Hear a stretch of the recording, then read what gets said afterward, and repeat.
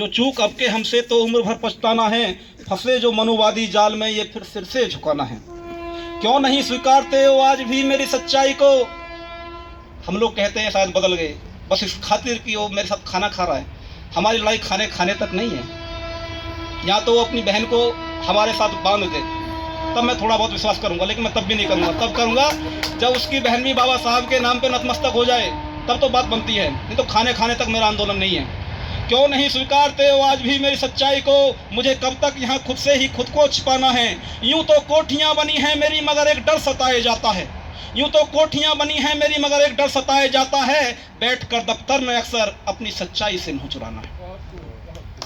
ये फील करता हूँ मैं भी, क्योंकि बाबा साहब का नाम जैसे ही मैंने जय भीम ऑफिस के अंदर ले दिया तो ऐसा लगता है जैसे परमाणु बम फोड़ दिया है।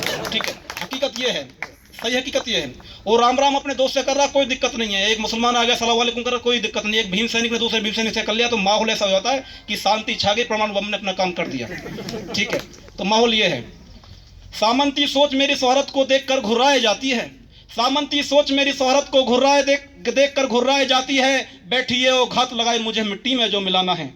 अक्सर सोचता हूँ मैं सब कुछ बदल गया यहाँ पर, बड़ी भूल है मेरी, उन्हें तो फिर से राम राज लाना है। मुझे ठगने को वो बदले बदले से नजर आते हैं। मुझे ठगने को वो बदले बदले से नजर आते हैं। मेरी कौम को तो अंदाज उनका आज भी पुराना है। मेरी कौम को तो अंदाज उनका आज भी पुराना है। कब तक गुजरेगी ये जिंदगी शोषण से छिपते छिपते?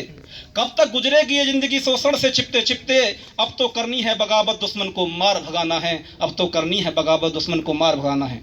जिंदगी छोटी ही सही, हम तो शान से जिएंगे।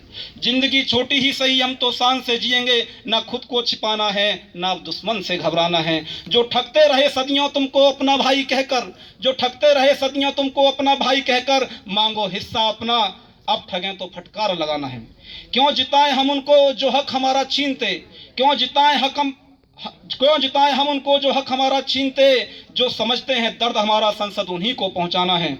माँ और दाई के फर्क को तुम अच्छे से जान लो। माँ और दाई के फर्क को तुम अच्छे से जान लो। केवल इस बात में यह संदर्भ दूंगा कि जब बाबा साहब गोलमेज सम्मेलन में अपनी बात रख रहे थे तो गांधी वहां अपनी लंगोटी बांधकर लाठी हाथ में लेकर पहुंच गया कि दलित समुदाय का नेतृत्व मैं करता हूं। बाबा साहब ने तब कहा था कि हाँ, हो सकता है कि कुछ लोग मेरे बहक जाएं, लेकिन मैं अपने समाज से अपील करता हूं कि मेरे समाज दाई और माई का फर्क महसूस करना।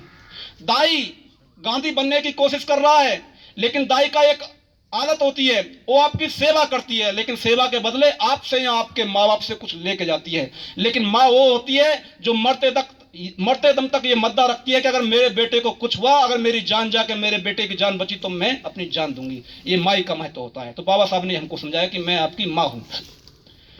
माँ और दाई के फर्क को तुम अच्छे से जान लो। माँ तो देती जान भी, दाई को बदले में कुछ पाना है।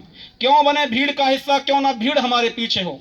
क्यों बने भीड़ का हिस्सा, क्यों ना भीड़ हमारे पीछे हो। अपने हक पाने हैं तो हम ही को आगे आना है। दिखा दो अपनी ताकत इन मुट्ठी भर लोगों को। दिखा दो अपनी ताकत इन मुट्ठी भर लोगों को। आओ नीले झंडे के नीचे तो फिर तुम्हारा ही जमाना है। लाना है बदलाव यहाँ तो तुमको ही पहल करनी होगी। लाना है बदलाव यहाँ तो तुमको ही पहल करनी होगी। पहले वो आए, पहले वो आए, पहले वो आए, ये तो सिर्फ एक बहाना है। ये तो सिर्फ एक बहाना है। कतरा कतरा इस खून का करदार जिन युग पुरुषों का, कतरा कतरा इस खून का करदार जिन युग पुरुषों का, भूले से मत उनको भूलना, उनका कुछ तो कर चुकाना है, उनका कुछ तो कर चुकाना है। जय भीम, जय भारत।